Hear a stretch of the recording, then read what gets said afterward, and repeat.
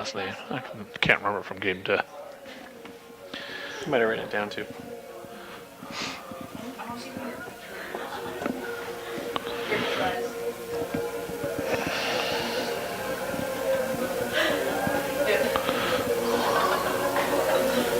This has been so true on so many occasions.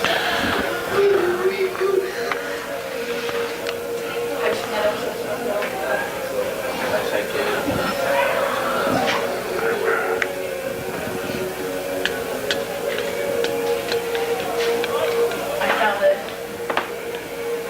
The old ways. It's people back.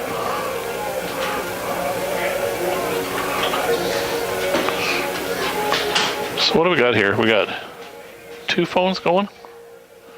No, one phone's charging, one phone's playing. I'm trying to charge so I can put the pitch count in front. Oh, okay. Nathan's trying to have a phone by the end of the day. Speaking of which, that's a good idea. This is not a bad idea. Mine is super dead as it is.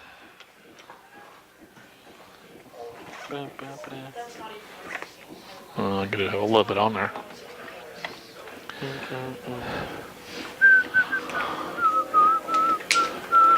I didn't even know my phone went out on Friday. Well, your phone And Tuesday. Your phone usually doesn't beep to tell you that it's dying. Your phone just beeps and it's dead. Well, it doesn't vibrate That's what I mean. if you miss it. Yeah, if you miss it, you're done. It's like, oh, you're dead? Didn't know. It did that Tuesday up in Northwest. Yep, I remember that. And it did it against St. George's, but I didn't know it till I got in my car. Because you like looked at me and you were like, it's dead. I was like, that's convenient. Well, I reached, I think somebody's, nope, that was just a quick, that's the goodbye. Goodbye. Can you hear me now? No, because my phone's dead.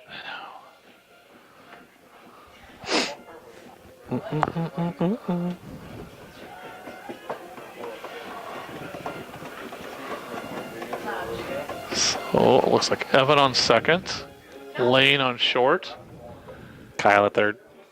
Eric is going to catch Where are for a little they? while. They got to be warming up. Because they usually do it right in the bullpen. Yeah, and I'm not sure where they're warming up at.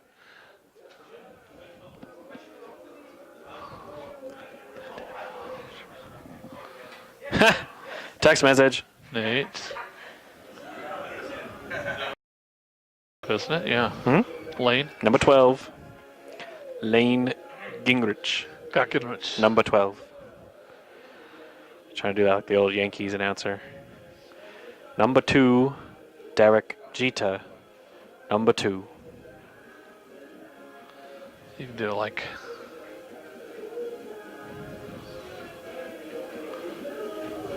Good catch, Nate. Oh, never mind. Thought he got it. I was like, that was a good effort at least.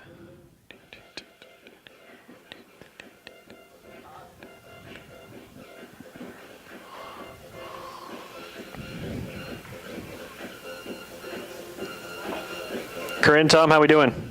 About 2 minutes left. Okay. I'm going to turn that down.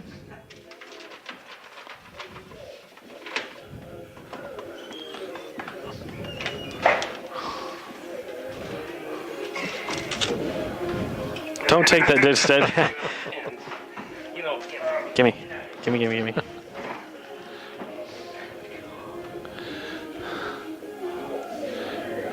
Okay. You can have them both.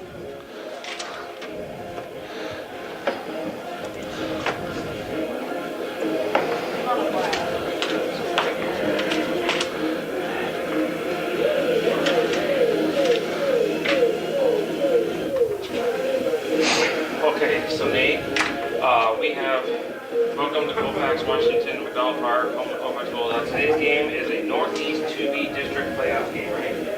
Okay. Between the number 1 seed from the north. South. Okay. Sorry, we both just jumped all over Chance. Enough of that.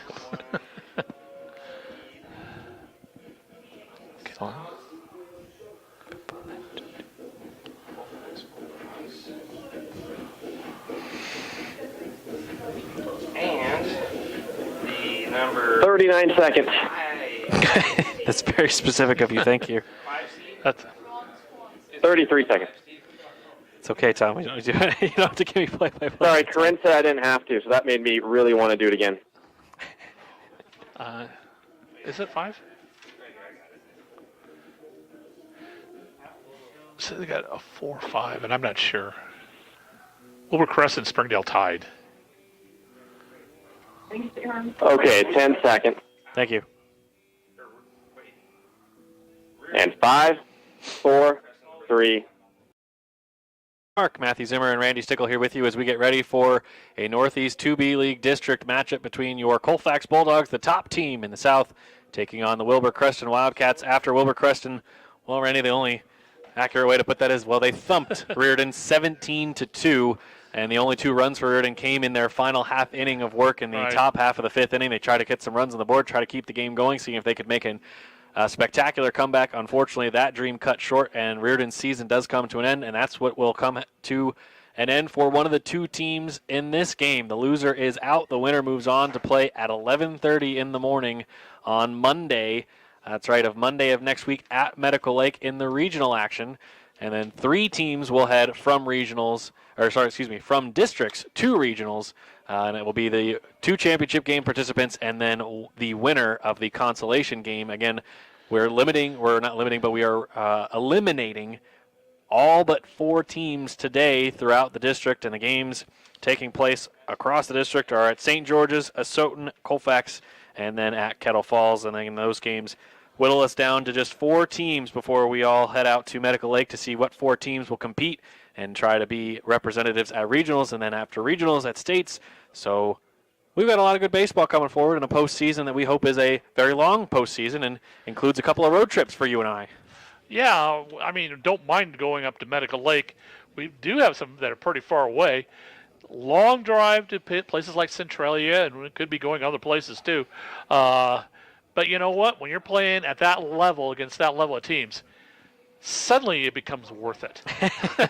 Certainly does. It certainly does. As again, the Bulldogs a year ago, your district champs, your regional champs, and able to go and take the state championship at the 2B level and hoping to repeat that performance.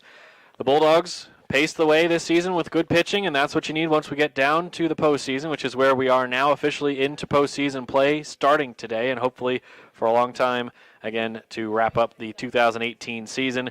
Bulldogs here, district action. This is a loser-out game for both teams. That's how they get you whittled down from the 12-team league, which actually is only 11 this year without Tika Rosalia fielding a team this year. They did have players go and join Liberty this year, but with 11 teams, we're going down from 11 back down to 4 to get to regionals, and for a chance to get to regionals as they go to the district championships next week, the semifinals, and then the championship game and consolation championship.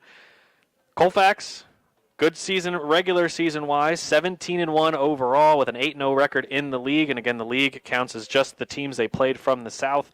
So the North will have 10 games played in the league versus Colfax and the rest of the South only having 8 because of no Tika Rosalia on the schedule. So with that in mind, let's take a look at what Wilbur Creston did this season. They finished the regular season 7-11 overall, 3-7 in league play, and then like we mentioned in round 1 of districts, which was earlier today here at McDonald Park, it was the Wilbur Creston Wildcats beating Reardon 17-2 to face Colfax. I was making my way to McDonald Park. Randy was here for at least a bit of the game. I don't know how much of it you actually got to see, but of what you've seen of Wilbur Creston, thoughts on them? And the reason I ask that is, for those of you who haven't joined us this season, we have not seen Wilbur Creston at all on the baseball side. Certainly have not. As it's a team, I mean, it's a pretty long trip. We've gone there several times, and I think it's been a while since they've come here. And what do I think of them? Well, they got a lot of good athletes. They've had a lot of good athletes before. And it's hard to judge when they are up by so much against the Reardon Indians. So a little bit hard to judge right there, but they do have a bunch of good athletes. In that game, though, there was a lot of unearned runs that did happen, and so that even becomes harder to judge because now you're looking at, well, walking in runs, and I don't know how you judge that kind of a situation. But we do know that they have a lot of talent there. They got a lot of tradition, and we'll just see how it all turns out. They got some familiar names, like Badeau, Townsend, Hagelin, a couple Badeaus, and Rosen. Those are some of the familiar athletes' names that we've seen over the past years. They're still out there. Yes, they certainly are, and we've got the starting lineups right in front of us, and we've got our 2 umpires out ready to get going. They've met with the 2 coaches, so as we get ready for this matchup on the first day of May, again, happy May, everybody, as we get ready for just the 4th home game of the season for the Bulldogs. Again, we're here in districts. They had 3 total home games, 2 against Lynn Ritzville Sprague, including their senior day celebration, and then 1 game against Pomeroy. As we get ready for this matchup, here's how the Wildcats, your away team, will line things up. Rich Jager is their head coach, and here's his starting 9. Garrett Badeau, the third baseman, will be followed by Cody Drager, the shortstop. Jason Townsend will catch and bat third. Wyatt Woolsine will be the designated hitter and bat cleanup. Number 5 in the order, Cole Roseman, the first baseman. Brock Kane batting 6th, your pitcher. Kason Badeau, the center fielder, will go 7th. Right field will be manned there by Nathan Hagelin. There we go. I couldn't tell if it was 2 I's or an L in there as well. So Nathan Hagelin will take over right field and bat 8th. Jackson Ekstrom will bat 9th from second base. The only player in the defense not batting will be the left fielder Ethan Tesh, as he is being again designated hit 4 by Wyatt Wolsing. Colfax Bulldogs, very similar starting lineups as we've seen out of them for a number of years. And for Colfax's lineup, I'll hand things off to Randy. Well, here's that familiar lineup that we've talked a lot about. And Cal Gregory will be catching. Pitching to him will be Parker Huber. We're going to do the defensive lineup first because they will be up in that order. Then we'll come back and do the batting lineup. Right. Cal Gregory will be catching. Parker Huber will be on the mound. Over at first base will be Nathan Atkinson. Second base, Evan Henning. Over on the shortstop will be Lane Gingrich, and then over at third will be Kyle Apple. In left field today, Kellen Becker, probably one of the few positions that does change from game to game. Mm-hmm. Center field does not change, and it is still Kieran Anderson. And then in right field, Blake Bodie. So going through the batting order for Colfax, Cal Gregory will be leading off and catching. Kyle Apple will be on third base. He'll be second up. Third up will be Parker Huber, pitcher. Nate Atkinson covering first base will be fourth up. Fifth up will be Blake Bodie. Kieran Anderson will follow him. Kellen Becker, left field. Mason Miller, who we did not say in the defensive lineup. I wanted to give an opportunity to say his name because he's going to be DHing again today. He was DH a lot this year. Yes, he has. Lane Gingrich will be the shortstop. And Mason will be batting for Evan Henning, who's over on second base. So good lineup, good solid lineup. And we have had, I like our development of some of the other players that have come in other positions, whether it's Chris Lewis in left field or some of those other players. And we've had a solid development throughout this lineup. Indeed we have, and we've got the Colfax Bulldogs announced. Again, Scott Parrish, the head coach for the Bulldogs, assisted by Wayne Gregory and Cooper Elliott. And Dustin Huber. And Dustin Huber down there as well as the Bulldogs get ready for this matchup again with Wilbur Creston. Wildcats 7-11 regular season. They did pick up a win over Reardon in the district day 1, which was earlier today. 17-2 to now face your Colfax Bulldogs. And we get ready now for the national anthem. We're going to take a break. When we come back, we will have first pitch on the other side here on AM 1450 KCLX and online at listentothegame.com. We all need to turn and look at center field on these I'm here. ball. 2.5 minutes. You got it. Thank you. If you can see it, if you can't, please rise, don your caps for the playing of the national anthem.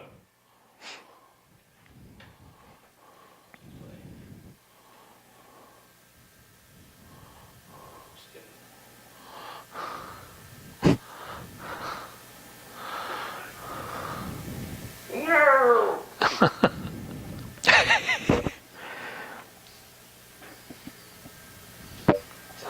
it.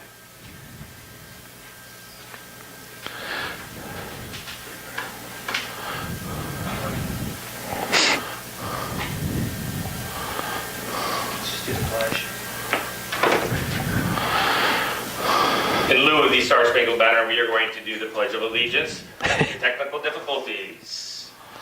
I pledge allegiance to the to flag the flag of the United States of America and to the republic for which it stands, one nation, under God, indivisible, with liberty and justice for all.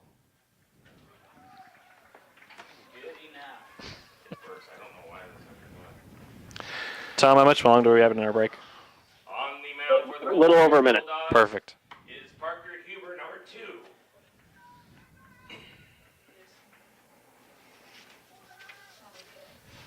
Why in the world is my star spinning? Sorry, who's Colfax playing, Matt? Wilbur Creston. And that's 2 separate words with a dash in the middle. I know Corinne knows that, but I don't know if you've had Wilbur Creston yet. 10 seconds now. Thank you.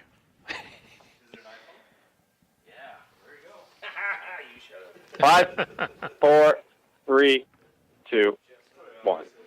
We welcome you back to McDonald Park. Matthew Zimmer and Randy Stickle here with you. We went through the lineups, and we've gotten everything taken care of, and we are now just about ready to play ball as the Bulldogs warm up. Of course, at home will bat second in the bottom half of each inning. The Wilbur Creston Wildcats will be coming to the plate, and here's how, again, their order lines up. Garrett Badeau will go first.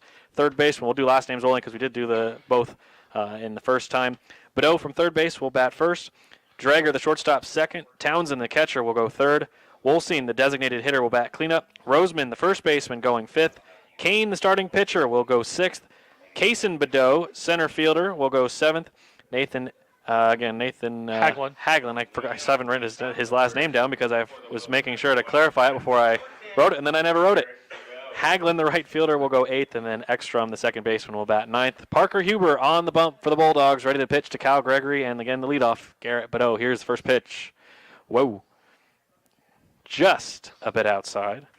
And that one is ball one as that one goes screaming back to the backstop. First pitch from Parker Huber. Had a lot on it, Yeah, it did. but Left his hand awkwardly. We'll go 1-0. That one bounces in for ball two. Again, the rest of the defense for the Bulldogs. Behind home plate, Gregory. At first base, Atkinson. Second base, Evan Henning. Shortstop, Lane Gingrich. Third base taken by Kyle Apple, the 2-0. That one misses, ball three. all of them just a little bit low. Low and away. And most of them away, too. 3-0. Found the zone at the knees for strike one on the inside part of the plate. 3-1. Again, Randy mentioned out in left field, Kellen Becker. Center field, Kieran Anderson. And right field, Blake Bodie. The 3-1 pitch bounces in, and that will be ball four. As that will send Garrett Badeau down to first. And he'll say hi to Nate Atkinson, and then we'll get batter number two, Cody Drager, the shortstop. Not the normal start for Parker, but we'll see what he does now from the stretch.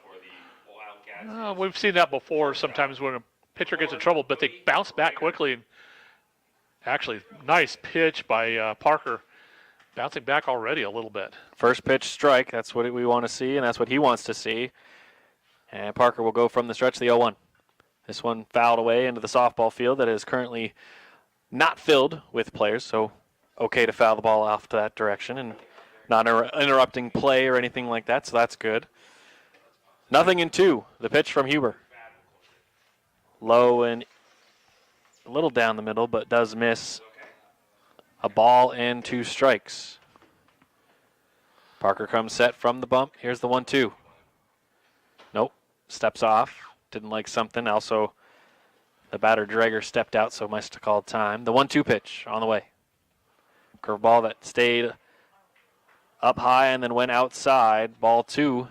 Count evens up, 2 balls and 2 strikes. Set again, and the pitch. Fouled away as that one came down the middle, and Drager sends it backwards over the right side of the screen, and we'll do it again, 2-2. Like you said, the softball isn't not playing today, but they will be playing in 2 days. That's right. That one fouled away again. And Going to run out of baseballs here in a couple of seconds because that's, I think, the third foul ball that's gone out and away to the softball field. To the right side there, yeah, you're exactly right. We need somebody shagging from over there. 2-2. Here's a pitch. Just missed it high, ball 3. And again, Drager works himself a full count. Parker ready, the pitch. Outside, ball 4. Back-to-back walks. So 5-pitch walk. Now a lot more than just the 6 that it took to walk, but ends up with a full count walk. And so here comes batter number 3, Jason Townsend, the catcher. Townsend and Wolsine, a couple of the power guys for Wilbur Creston. Townsend, the catcher, is probably one of the better all-around athletes the team's got. And ball 1. Parker needs to figure out the strike zone from home plate umpire Mark Taylor as he's missed it a bunch. 1-0. Here's the pitch. Found it that time. Count evens at 1 apiece. Just nicked it. Yep. That's what you want to do is if you're a pitcher, just nick that outside corner. And he's been trying to do that. Well, since his first pitch. Runners at first and second. Nobody out. The pitch. Ground ball headed over Parker. Jumped up for it. Evan can't handle it. Still can't. And over to first. Not in time. Everybody is safe. Bases loaded. So Badeau to third. Drager to second. And the catcher Townsend reaches what I would consider an E4. But I'll relay to Randy. Yes. All right. E4 it is. Wasn't thrilled about it, but I didn't want to say that, but The windup and the pitch perfectly in there to Wyatt Wolsine, the left-handed designated hitter. Now again from the windup, the 0-1. Parker trying to dot that bottom corner, and he's ahead 0-2. He's got the bases loaded and nobody out, and he's got to go to work. Glove in front of his face, waiting for the sign, and the batter to step back in. The 0-2 on the way. Fouled it off, just got a piece of it, hit off of Cal, and ended up in the field of play. So foul ball given by Mark Taylor, the home plate umpire. 0-2, the entire infield near the grass. The pitch. Up and away, ball 1. Trying to get him to swing at it. Would not. The 1-2 pitch from Parker. Golfed it foul off the outside of the bat. And that one ends up keeping the count at a ball and 2 strikes. Apple near the grass at third of the infield. Same with Lane Gingrich at shortstop. The 1-2. Another one outside. 2-2. Bulldogs going with their all whites. Colfax in cursive across the front. Blue numbers in the front and back. That one just missed low. Nowhere to put Wolsine, so he's got to get an out here. Ball in play or a strikeout. 3-2. Here comes the pitch. Outside. Ball 4. And just like that, the bases stay loaded and a run is walked in. So Wolsine does the job, stops swinging. That ball's outside, and he gets 4 straight balls thrown to him. Is Kyle Apple going to come have a chat and give Parker Huber a chance to reload and refocus? Well, one thing is that these seniors like Apple and Gregory, Huber, they've worked together so much that they just want to keep in tune. First pitch. Strike 1 on the outside corner to Cole Roseman, batting 5th from first base. Bases loaded. Nobody out as Parker tries to get himself out of a jam. Here's the pitch. No strike called there. Looked like it would have been a good strike at the high part of the zone. Not called. 1-1. Digging back in, the right-hander Roseman, the pitch. Right at the bottom of the zone. Gets him again. 1-2. Again, Parker just trying to figure out where this zone is because it seems it's not moving a lot, but it doesn't seem like it's always in the same spot. The 1-2 cut on and miss. There's the first strikeout for Parker. First out. We've talked about it before in the basketball sense, Randy, where sometimes it takes that first free throw to get down for you to kind of loosen up, and maybe that first strikeout will get Parker going. Yeah, since especially after there's a nice strike. Yeah, you got to get that confidence, and confidence is so important. Get the momentum back. First pitch strike to Brock Kane, the first time that the pitchers will face off. Kane batting in the 6th spot. 1-1 now. The count is that one was outside. Bases loaded, 1 out. Another one way outside. Parker just looks like the ball's just coming out of his hand a little early on some of those pitches that have ended up outside. This one again, a left-handed batter in Brock Kane. The 2-1 pitch from Parker. There's a good pitch on a swing and a miss from Kane. Went swinging down low on the opposite side of the zone. Missed it. 2-2. Bases loaded, 1 out. Here comes the 2-2. Fouled it off to the left side. And Mark Taylor, I think, has been replenished with some baseballs, so did have one ready. 2 balls, 2 strikes. Huber ready from the windup. Here's the 2-2. Swing and a miss. Back-to-back Ks gets Parker that much closer to out of trouble, as coming to the plate will be Kaysen Badeau, center fielder. Is Garrett Badeau. There's been several of those that have gone through Wilbur Cruston. First pitch ball upstairs. As soon as I saw Wilbur Cruston, I was like, what names do I remember from that? And then I saw the lineups, and I went, the Badeaus and Townsend. Those are the ones that I remembered, and you mentioned that during the pregame, and Roseman, too. Roseman. Swing and a miss from Kaysen Badeau makes it 1 ball and 1 strike. 2 out, bases loaded, the pitch. Another one high. Well, and then the coach's son, Jagger. They had a couple of those go through, but they've all graduated. The 2-1 pitch. Fouled away into the screen for strike 2. So Parker with 3 total walks, 1 that walked in a run and an error, and... Wait a second. Did he get hit? It must have been a quick pitch because I was looking down. I didn't think Parker had even had a ball yet. Tony, did he get hit by a pitch? Catcher interference. Oh, okay, catcher's Catcher interference. interference. Okay, Oh, so okay. Badeau gets a walk, and that walks in another run. And the bases stay loaded. 2 outs, 2 runs have scored. Here's the pitch from Parker. First one against Nathan Hagelin is ball 1. It looked like Taylor was going to call it a strike and then decided against it, the 1-0 pitch.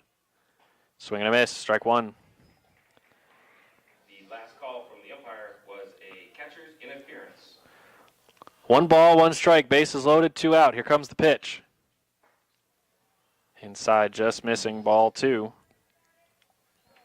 8th batter to the plate is Nathan Hagelin. All batters have either reached or left home plate with their head down after a strikeout. That one's a swing and a miss for strike 2. Back-to-back 2-2 counts, 3 in a row, including the last strikeout. Stepping back into the plate will be Hagelin after he readjusts the gloves. Bases loaded, 2 out, 2-2 pitch. Just missed it for ball 3. Again, still nowhere to put him. Parker's going to have to figure out the mojo. Here's the 3-2 pitch as he comes set. Hagelin ready, digs back in. The payoff. Got him looking, and Parker Huber strikes out the side, but unfortunately allows 3 walks, a catcher's interference, and an error as 2 runs score. The Bulldogs trail 2-0, but we'll have their top of the order as we come to the top half of the first inning, closing bottom half when we come back here on 1450 KCLX and online at listentothegame.com. I'm here. 60, please. You got it. Thanks. That's what I gave it.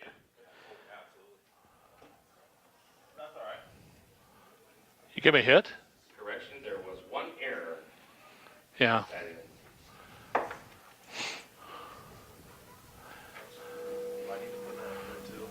Yes, please do. 30.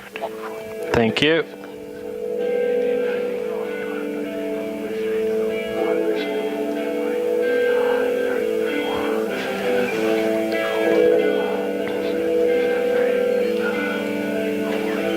Wow. Too loud? Is that too loud? You gotta be kidding me. I guess he's not going to go. 4, 3, 2, 1. We welcome you back to McDonald Park. Matthew Zimmer and Randy Stickle here with you as the Bulldogs now find themselves down after the first half inning of the game 2-0. No hits for Wilbur Creston. However, 4 walks, 3 of them on balls, 1 of them a walk given on a catcher's interference, walked in a run, and then an error as well as the Bulldogs give up 2 runs in the top half of the inning. We'll see what they have on the offensive side. We've seen plenty of offense this season from the Bulldogs, so how they attack this first inning, we will see what they can get and what they learn in the first 3 batters, as it will be the starting pitcher, Brock Kane.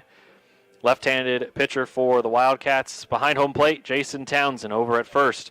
Cole Roseman, second base, taken by Jackson Ekstrom. At shortstop, you've got Cody Drager. The third baseman is Garrett Bedeau. And left field, Ethan Tesh. In center field, it's Kaysen Bedeau. And then in right field, Nathan Haglin. As your Colfax Bulldogs get ready to come up again, your three due up. Kyle Gregory, Kyle Apple, Parker Huber. And should they get after that, Nate Atkinson batting from first base. Blake Bodie, their right fielder. Kieran Anderson, your center fielder. Kellen Becker in left. Designated hitter Mason Miller. And shortstop Lane Gingrich, the only one not batting as a starter, at least Evan Henning from second base. So the Bulldogs with some work to do, Randy, here after the top half of the first inning. And like we've talked about before, sometimes that first time up is just trying to get an understanding of what the opposing pitcher wants to do and what they're going to attack. And, of course, Wilbur Crescent did already have to play a game today as they took on Reardon. So we'll see what Brock Kane has to offer for the Wildcats as he takes on the Bulldogs. And there was plenty of walks in that game earlier. We'll see if that stays, and wow. First pitch strike from Kane, again the lefty.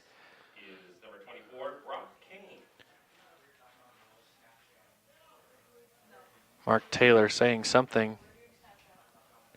I'm not sure. Said it's something down to Coach Parrish. Only thing I can think of is the fact that that strike looked oddly close to some of Parker Huber's balls that were called. The 0-1.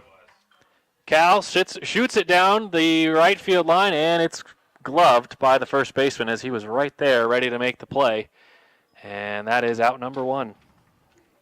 So first base unassisted, and it wasn't a hard one. If that ball went beyond, then I mean, because it was hit with a lot of velocity, but just not enough to go past the first baseman. And the first pitch from Kane, well outside to Kyle Apple. So just two pitches dispose of Cal Gregory and get the first out for Brock Kane. He leans in. No windup for him, just from the stretch, the 1-0. Way outside, and that one ends up at the backstop. As Kyle Apple has started to count 2 balls and no strikes. Kane will set up outside of his left foot on the rubber. He comes set from the stretch, the 2-0. Ball 3. 3 balls and no strikes. Colfax just wanting to get their first base runner on. And with a speedy guy like Apple, that's one of the ones you'd want on there. The 3-0. Way outside for ball 4, so Kyle Apple gets the treatment at his teammates watched happen to them as he gets a 4-pitch walk. Here comes your pitcher, Parker Huber. Well, you look at the top of the order for Colfax. Well, you look at the whole order. There's a lot of speed out there. There is. You know, like a lot of teams do, they have some of their quickest, more aggressive players at the top end. And one of the benefits for Brock Kane as he fires in a strike to Parker Huber, one of the benefits of being a left-handed pitcher is you get to just stare down first base the entire time. So as he was going through his windup, he glanced over at Kyle and then made the pitch. Again, a first pitch strike, the 0-1. Inside and low for ball 1.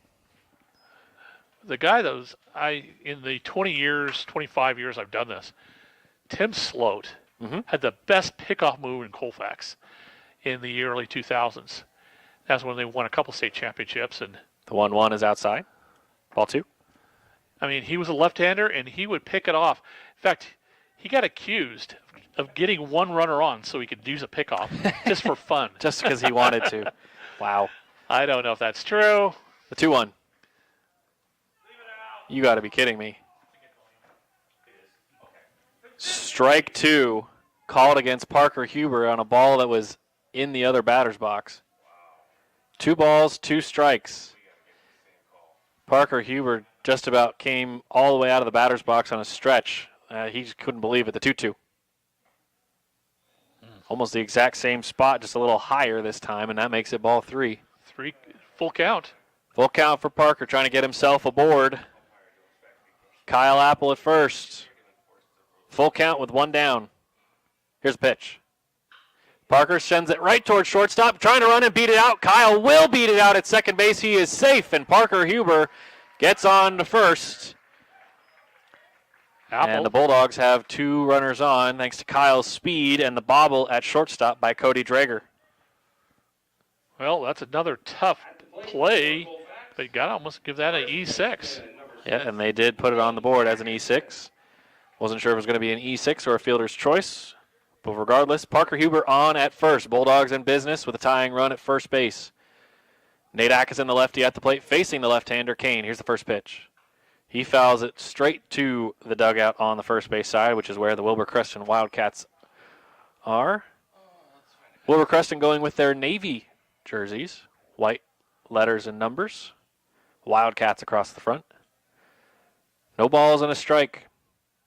Kane set and the pitch. Whoa!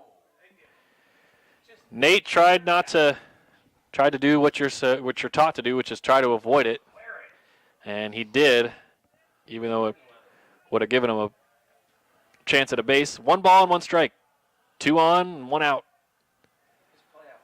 Here's the pitch. Tried to get out of the way of that one, and Brock Kane apparently intent on hitting Nate Atkinson. Not seriously, of course. No, you don't aim for guys, but back-to-back pitches that slip out of the hands of Kane that hit. Was pretty identical pitch. One that ended up a little higher, so it hit the shoulder blade and the backside of Nate Atkinson. So the bases come loaded. The only difference between the top half of the first and the bottom half is that the 1 out came first. The bases were loaded for the Wildcats before the Bulldogs got their first out. But with the bases loaded and just 1 out, the infield has moved in, and Blake Bodie has come to the plate. Here's the first pitch. Low and inside for ball 1 from Brock Kane.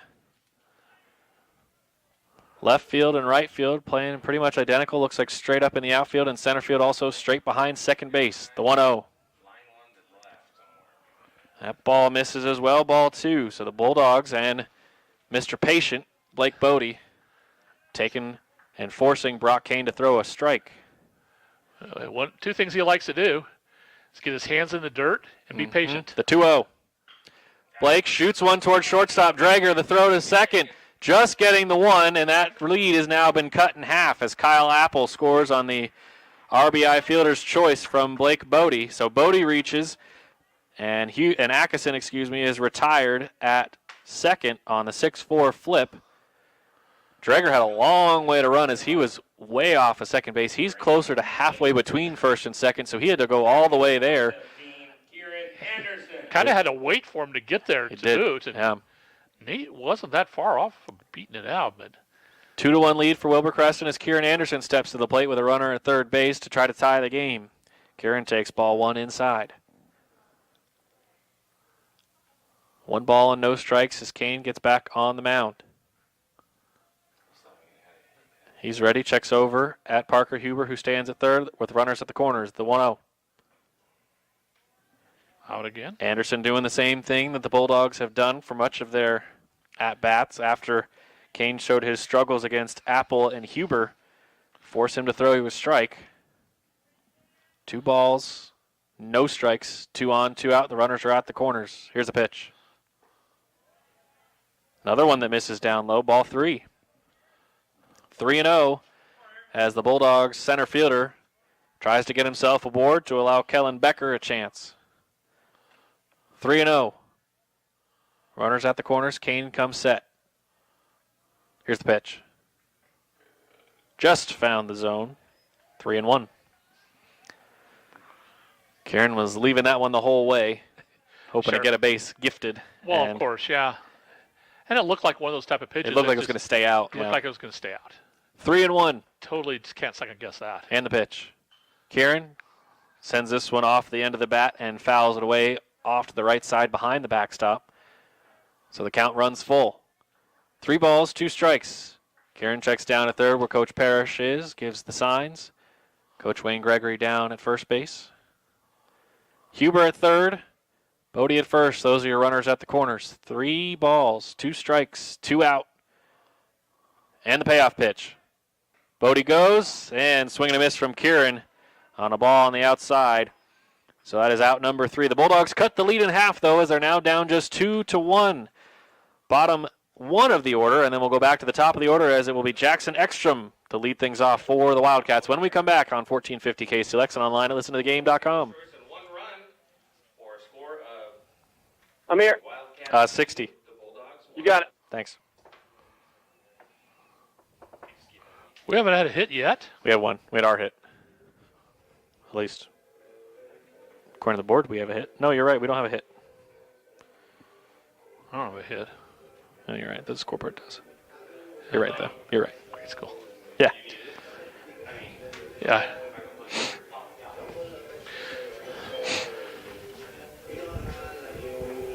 $30. So you shut the door, guys. If the wind blows around. Thank you.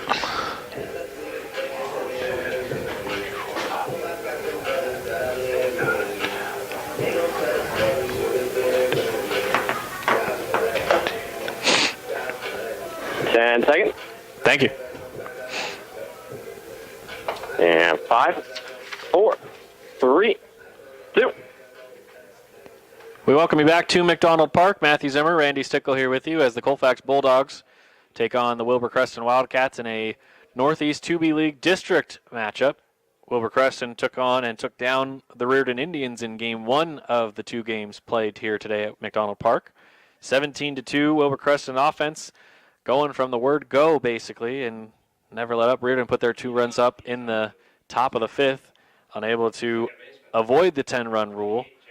Wilbur Creston able to move on and face off with Colfax. The first pitch to Jackson Ekstrom, the second baseman. He takes strike 1 right at the bottom of the zone.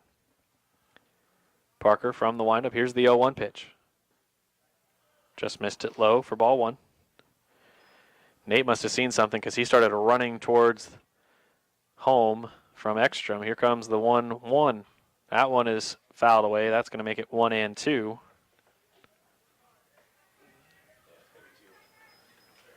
A ball and 2 strikes. Parker ready. Here's a pitch to Ekstrom. Swing and a miss. All 4 outs for Parker have come on the strikeout. We've seen this before, but the difference, unfortunately for the Bulldogs, is the 4 walks in the first inning, including 1 was for catcher's interference. I'm going to have to write that down before I keep calling it a walk. Did bring in a run, but it will be 1 out with the top of the order coming back to the plate in the third baseman, Garrett Badeau, who sends one sharply down the right field line and foul. Garrett reached on a 5-pitch walk to lead off the first inning for Wilbur Creston. Fouls the first pitch away here. Here comes the 0-1. Outside for Parker, ball 1. A ball and a strike. Bulldogs down a run, trying to keep it at just a run, the 1-1. Inside, he swung. I believe the pitch might have hit Garrett, but because he swung, it is 1 ball and 2 strikes. Here's the pitch. This one sent on a low liner, and Nate makes the catch at first base, so a little line to Atkinson is the first non-strikeout for the Bulldogs to get an out. That is out number 2, as stepping to the plate will be the shortstop, Cody Dreger. So both teams have a unassisted play done on first base. In fact, Nate hit it. No, he wasn't the one that hit it down to first base. That was Cal. That is right. First pitch fouled away over the top of us here in the Colfax complex, and it will be strike 1 for Dreger. Bulldogs playing straight up on the infield and in the outfield. 0-1. Here comes the pitch from Parker. Swung and missed at it. Didn't make contact with it, so it is strike 2. But that ball ended up all the way at the backstop. I think that one bounced off of home plate. Home plate or a shoe or something. Hit somebody and because it was down went going. Low, yeah. 0-2. Parker from the windup. Here comes the pitch. That went outside. Ball 1. Badeau and Dreger, the last 2 that have come to the plate, including Dreger currently at the plate, the 2 that scored for Wilbur Creston. And the 1-2. Up and in, ball 2. 2 balls, 2 strikes. 2 outs on the board. From the windup, the 2-2. Stopped by Cal as he gathers it in his gut. Ball 3. 3-2. Parker ready, glove in front of his face. Here comes the pitch. Swing and a miss. 5 strikeouts for Parker Huber. And the Bulldogs go to the top, from the top of the second to the bottom half of the second inning, still down by a run. Coming to the plate when we come back, your bottom third, Becker, Miller, and Gingrich. When we come back on 1450 KCLX and online at listentothegame.com. I'm here. 60. You got it. Thanks. Hey, Matt, technical question for you. Your voice is, you know the board in the Starship room, right? Mhm. Yeah, so your levels are topping out about -8. Is that where you want them? Do you want me to turn you up a little bit? No, -8's fine. Sure, okay. Awesome.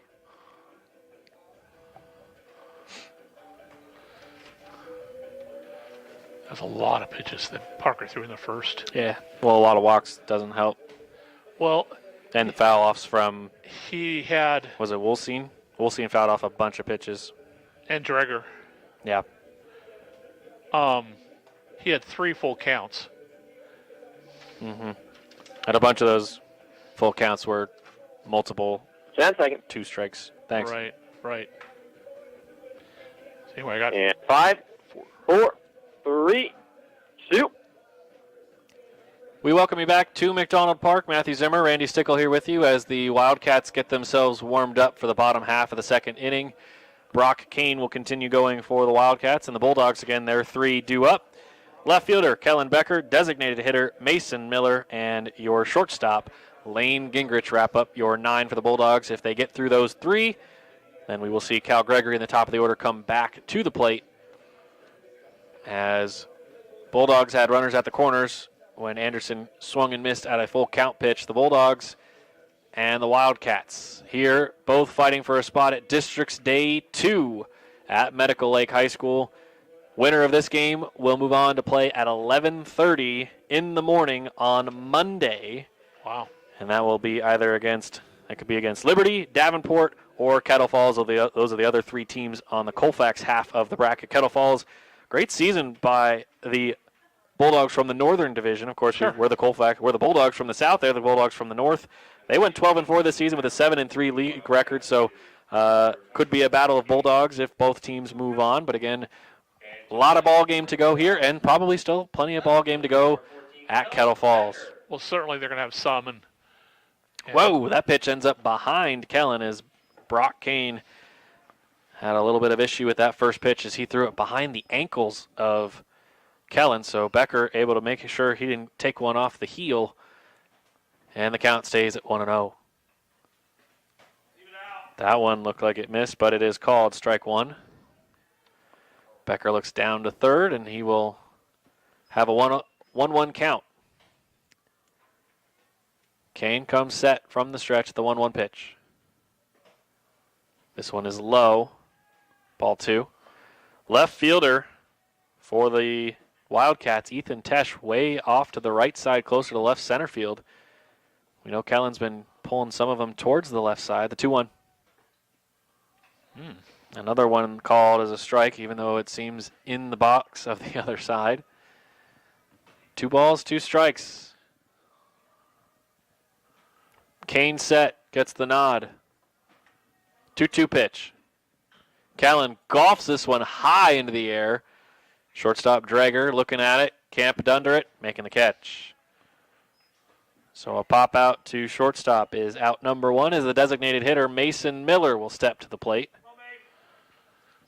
so Kellen just got underneath it just a little bit too much. As he, like you said, he popped it way high. And shortstop just didn't really have to move that much. He had a good beat on it. Might have backpedaled maybe 2 full steps, but you're right, Randy. Didn't move a whole lot. Here's the pitch. First one to Mason Miller, well outside for ball 1. Can Miller and Gingrich, your other 2, do up in the inning after the 1 out for Becker on the pop out? Set is Kane, the 1-0. Oh, he thought about it. Man, that's just... That pitch has not been kind to Parker Huber, but it has been a constant strike called for Brock Kane. 1-1. 1 out, Kane from the stretch. And that one missed again, 2-1. 2 balls and a strike. That one, Townsend tried to frame it back in, but Yeah. Mark Taylor saw that one. 2 balls and a strike. Here's the pitch. Whoa, way inside and low, ball 3. Townsend, who played third base last year, we were talking a little about, and seems like they're always putting a new player in to catch for Wilbur Creston. It's kind of a challenge because usually catchers takes a while to get used to doing it. 3-1, take your base. Ball 4 outside. 5-pitch walk for Mason Miller, and here comes the shortstop, Lane Gingrich. Lane got some work in the win over St. George's on the mound. Also played a little on the defensive side as well. Lane's had a good freshman season, Randy. He's impressed, and I think shocked would be too far, because I'm not too surprised when it comes to the Gingrich boys, as we saw Logan for a number of years play well for the Bulldogs. So when Lane came up, I went, all right, I want to see what Lane can do. Lane showed me what he can do, and I'm impressed, and he's right now behind 0-1. You know, his bat kind of what I expected. But the thing that has probably shocked us the most, as that's another ball, but is this pitching. Yeah. Boy, he has moved up the ladder. He certainly has. I mean, he has turned out to be one of the top pitchers. The 1-1 outside from Kane to Gingrich. Yeah, Lane's bat, again, not the surprising thing. His defense, not surprising. His pitching, just probably not, and again, not surprising, but just the fact that he came in and played so well so quickly. 2-1. Here's a pitch. And it's really developed as the season's gone along, too. 3-1. Yeah, to go from the middle school level and immediately play varsity your freshman year, and we've seen that from Bulldogs, of course, and we see that, but the way Lane has played consistently, the 3-1 pitch is on the way. Strike one. Oh. Met with strike two, so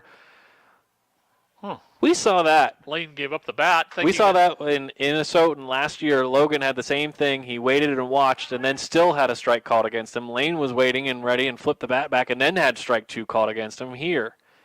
Full count, payoff pitch. Lane sharply hit through the hole toward the left side, and it gets past the diving shortstop Cody Dreger.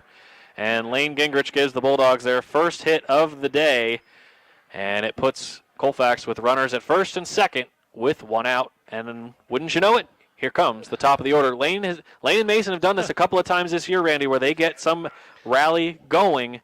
We'll see if they can get that rally and get the runs home as the tying run stands at second. They have. We've talked a little bit about before. Sometimes the bottom of the order is the spark plug. That's indeed been the case a couple of times, and it's happened a couple of times here. Even though we've only had 3 home games here, it's happened a couple times here in Colfax, as that one nearly took out the knees of Cal Gregory way inside for ball one. So Miller down at second, Lane at first. Long look at second from Kane. Here's the 1-0. Oh, another one that Cal nearly wore unintentionally is it's 2-0. A lot of them pretty close to him. Well, he's only had 2 pitches thrown to him, and they're both inside. Kane, not exactly the definition of a submarine pitcher where you see a guy throw sideways, but he is very close. Here's the 2-0. Actually, he might be a submarine pitcher now that I watch him a little bit more. Who was the one that put his mitt on the ground? Is that Pomeroy? Yeah. We saw. I can't remember his name either, but you're right. We saw the glove of the pitcher go all the way into the dirt on the mound. 2-1 to Cal. Here's the pitch. Sharply hit foul down the first base line. Strike 2. Miller goes back to second and Lane to first. The first baseman not guarding the bag at the bag, but Roseman really on the first baseline. That's what got Cal the first time. He is right near the grass. 2 balls, 2 strikes. Tying run at second base. Here's the pitch from Kane. Cal reaches out, pokes it into right field. Miller is going to get to third. He is going to be given the stop sign at third. And the throw in from right field, and Nathan Haglund was on the money. Cut off by Brock Kane up the first baseline after he saw Mason Miller did not come closer to home. So the bases come loaded after Cal Gregory picks up the second base hit of the game and inning for the Bulldogs. Bases loaded, 1 out. And Kyle Apple, the only man to score for the Bulldogs so far. He'll try to get another run on the board for the Bulldogs as the tying run comes to third base. Kane set the pitch. Way outside, it gets away.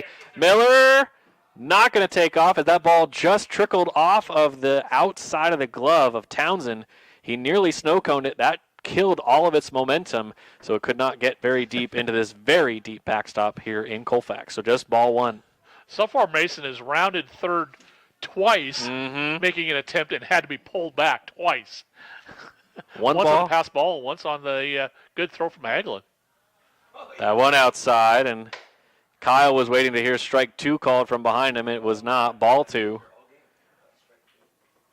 Cal at first, Lane at second, Mason Miller at third. The 2-0. Kyle laces one foul down the right side, out of play. To the softball field it goes. That one ended up in left field of the softball field, so that's fair, right, Randy? That counts. Yeah. It's fair ball. Well, if it lands fair somewhere else. And what has changed now is now you do have the softball team over there practicing. 2-1. Low and away, ball 3 to Kyle. Luckily, they all appear in the infield section. So that one ended up well deep in the outfield. 3 balls and a strike to Kyle Apple. A ball away from walking in the tying run. 3-1 pitch. Inside, nearly got him, and if it did. It did. Kyle flips that back with aggression, so that kind of told me that it probably did hit him, and Randy was able to see it. Well, in comes a run. Run number 2 has scored as the bases stay loaded. One way or the other, it would have been a base on balls.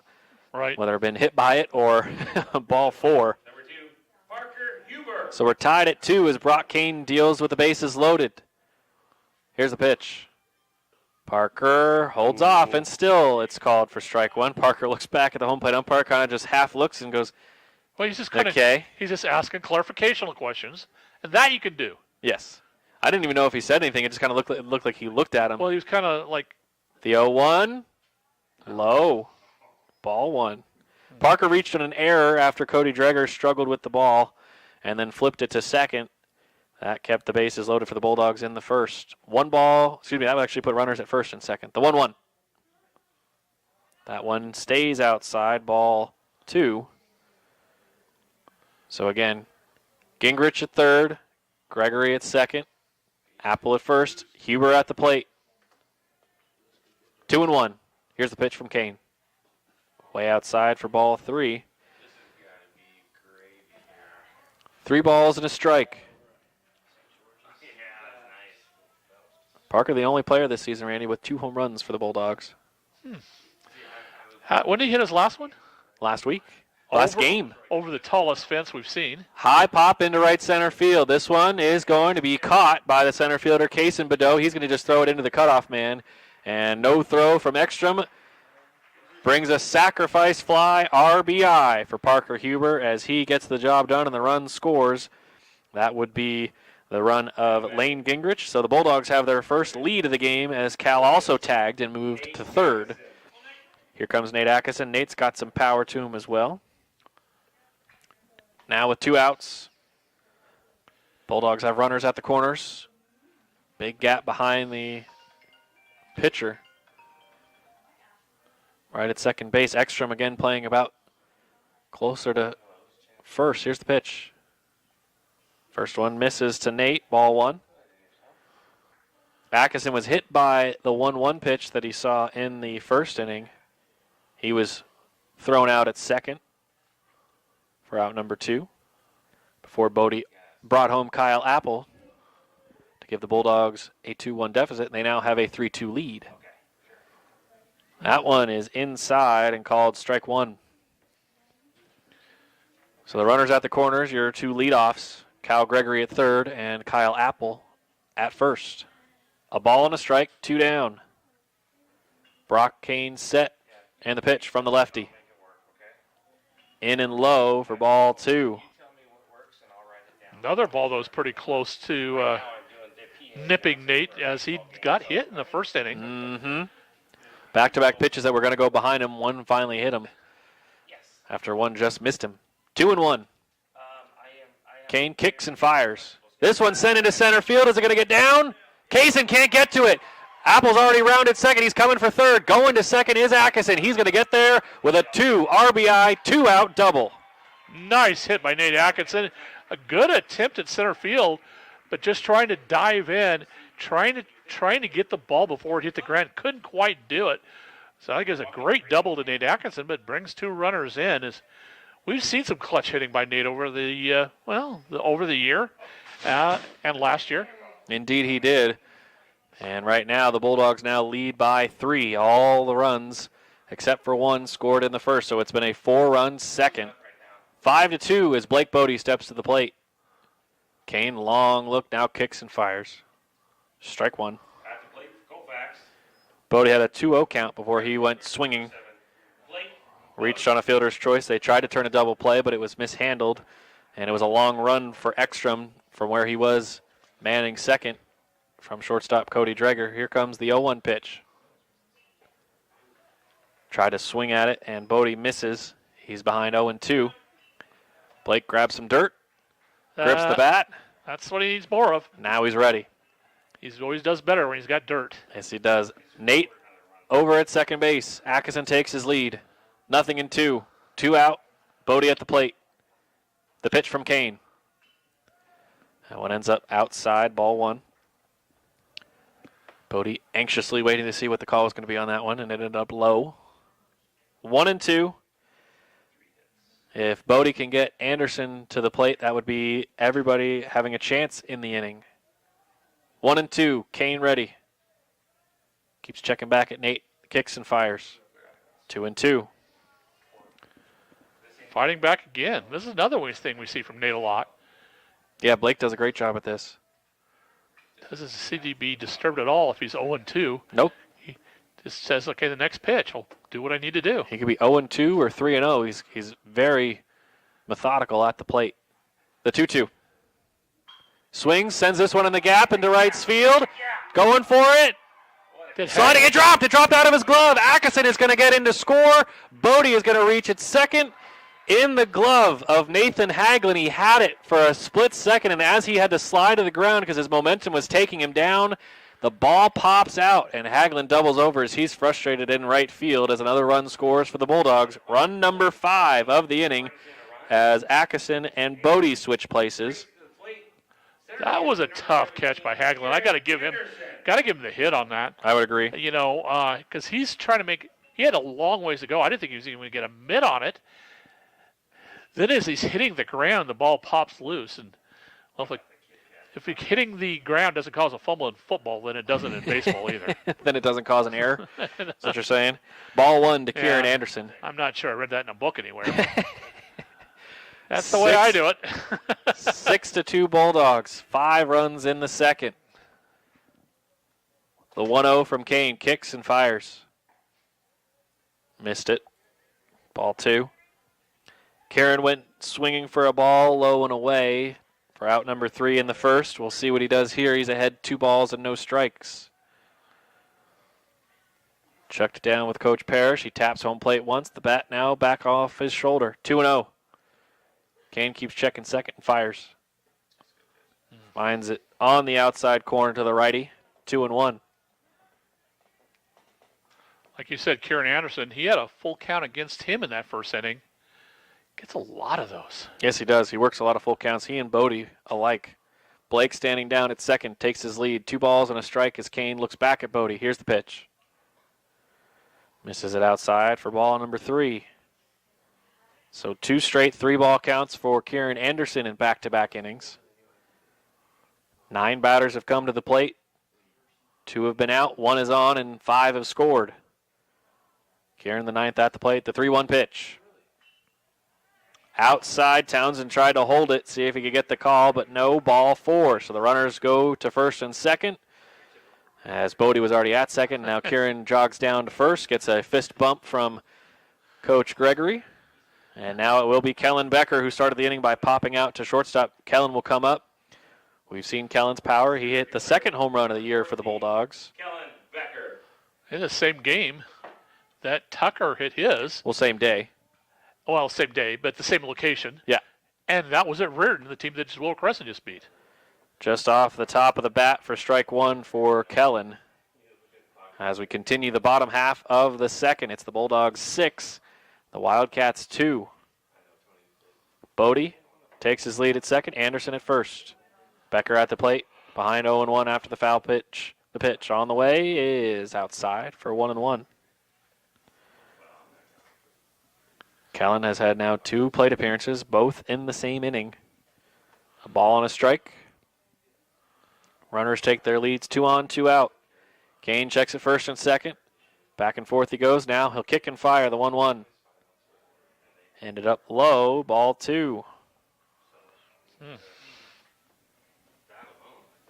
Becker has a little bit taller strike zone.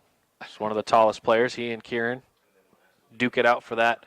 I don't know if honor is the right word, but Well, the 2-1 pitch. Kellen flips it towards third. This one might bloop down. It does! Coming in to score. Bodie rounding third. Going to third is Kieran. He is going to get to third. Cutting off the throw to home is Kane, as that was a good piece of hitting by Kellen Becker as it bloops in for a single, an RBI. He does get to second on the throw home, and that moves Kieran down to third, and that scored Bodie. Run number 7 for the Bulldogs, as the runs keep coming in as the designated hitter. And now your 11th batter to the plate, Mason Miller, will come up for the second time in the second inning. and he was the one that tied it up earlier on in this inning by coming across and getting on a walk. We said the bottom of that order, Miller and Gingrich, well, the brothers, of kind of sparking the team offensively every now and then. And they did out in Soton. It looks like they're doing it here against Wilbur Creston.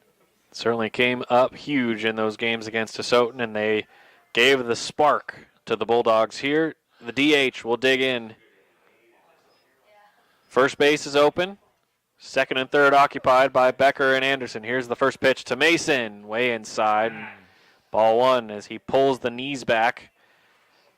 There are spots that it seems guys are more willing to get hit. Rear end, the back a little bit, sometimes right in the lower ribs, right above on the hip area, but not on your hip bone.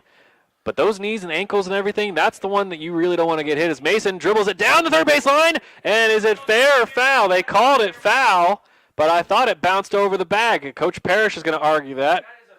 Looks like to no avail, though, as umpire Mark Taylor has already made his call. Or is he arguing that the third baseman touched it? Either way, to me, it looked like a fair ball. Randy, I don't know if you got a good look at it. I'm on with you. Mason Miller just got it. Looked like it went over the bag. And I think if we voted up in this room, we would also, and then went foul. But you know what? They don't allow that. No, we don't get a say. They get a say. So anyway, it's 1-1 now for Mason. It's a do-over. After what would have been a possible RBI for him to score Kieran. That one misses. I would have said that would have been a for sure score. Oh, yeah. Kieran was going to score, and Kellen was ready to round third because the ball was still trickling away from all the defenders, because still on the ground was Garrett Badeau. Traeger was trying to get from his shortstop spot to the third baseline. Mason foul tips it into the glove for strike 2. And even the left fielder, Tesh, had to come running down because that ball was just into the outfield grass. Right, exactly. So it was a long way from everybody, so it would have at least scored Kieran, and Kellen, with his long strides, may have been able to beat it out. Well, we'll never know now. 2-2 to Mason Miller. 2 on, 2 out. Here's the pitch. And Mason has had a run of bad luck on strike 3s called against him as he goes down looking. But the Bulldogs put up 6 in the bottom of the second, and they lead by 5, 7-2. And we'll be right back here on 1450 KCLX and online at listentothegame.com. And the score of 7-2, Colfax. I'm here. 60. Got it. Thanks. Yeah, definitely. 4 hits? 5. 5 hits. 1, 2, 3, 4, 5. 5, yeah. All right, pitch count.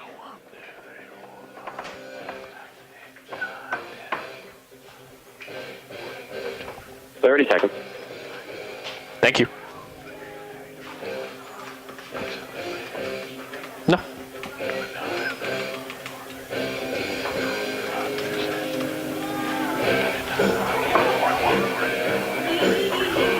Ironic. Did he catch up? And you are back in 5, 4, 3, 2.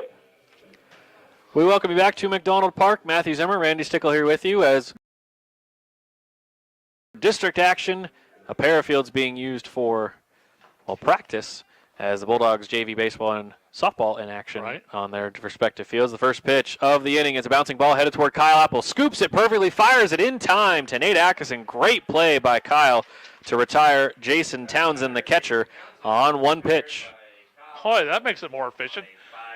Both pitchers have had a little bit of issues with pitch count. In separate innings, right? Separate innings. First inning for Parker, 44. Second inning for Parker. Kane Oh, is 44. wow. 14 for Parker in the last inning and 24 for Kane in the first. So just separated by 10 pitches as Parker has had the count go even. 1 ball and 1 strike against Wyatt Holstein. The pitch. Ground ball headed towards Lane. Gloves it. Up with the ball and firing to first. The long throw from the hole is in time. Lane had to just quickly get up and throw as Holstein was motoring down the line. And that was a great throw from Gingrich across second to first to Nate Atkinson. Well, the ball looked like it was hit with a lot of velocity, but it was dying and it was getting so close, going so slow to do lane. It really gave the opportunity for the runner to make an attempt at first. And now the first baseman, Cole Roseman, steps to the plate. He goes first pitch swing, and he just misses it off the end of the bat, off the barrel, back behind home plate for strike 1. 2 outs on the board. Parker shakes the first, likes the second. The 0-1 is cut on and missed on the outside. That pitch was nasty as it started in the top inside corner and ended on the bottom outside corner. 0-2. Here comes the pitch. They tried to go for it again. Parker's got a smile on his face. Roseman really put a lot behind that. He saw that ball going a long ways. If he had made contact. The 1-2. Bounces in. 2-2. Oh, I got the stream going. It's good. 2 balls, 2 strikes, 2 outs. Parker trying to wrap up the top of the third. And the pitch. Tried to get him to swing at that one. It was another one that started way inside and came all the way outside. Roseman said, "Fool me once, shame on me. Fool me once, shame on you. Fool me twice, shame on me." Exactly. 3-2. Payoff. Swing and a miss. He fooled him anyway as Roseman goes down with his second strikeout of the day. Back-to-back 1-2-3 innings for Parker Huber and 6 strikeouts for the Bulldog starter. We'll go to the bottom of the third, 7-2 Colfax, as they will have the bottom of the third led off by Lane Gingrich when we come back here on 1450 KCLX and online at listentothegame.com. I'm here. 60, please. Got it. Thank you. No way Parker was going to finish with having 44 in the first. So they had 14 in the second, 9 in the third. That kid. So.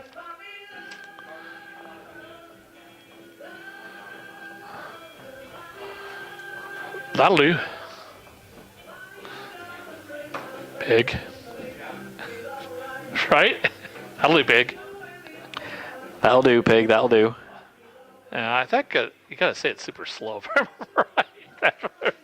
It's like, that'll do, Pig. That'll do. It's like, oh, man. Then sometimes it just comes off as creepy. Thank you, Tom. No. Unless you And saw you're that. back in 5, 4, 3, 2. We welcome you back to McDonald Park. The Bulldogs 7, the Wildcats 2, as we head to the bottom half and the home half of your third inning. It's the Bulldogs 9-1-2 hitters due up for Colfax. Your shortstop, Lane Gingrich, catcher, Cal Gregory, and third baseman, Kyle Apple, as Brock Kane will warm up for this bottom half of the third. Randy mentioned unofficially 68 pitches for Brock Kane starting this inning. Exactly. That's almost where Parker is after 3 innings. He's at 67. 44 in the first, 14 in the second, just 9 in the last inning. That's going in the right direction if you're a pitcher. Let's keep going down on the pitch count per inning. Let's I don't know. get it down to 3. 9's pretty low. I don't know though, how you do that. Here's something I've never understood. They call, Randy, an immaculate inning when you have 3 strikes to each batter. Yeah. What do you call it when you just need 3 pitches to get through an inning? I don't know what the name of That should be more than an immaculate, but I don't know what's better than immaculate when it comes to words. No. Well, it's when you do it 9 straight strikes. I was waiting for him to throw. First pitch from Brock Kane is ball 1 to Lane Gingrich. Then it's just a pitcher achievement. Yeah. But you need, if you're going to do it by yourself, 3 3 outs. Probably going to need some help. Yeah, unless you're fielding well.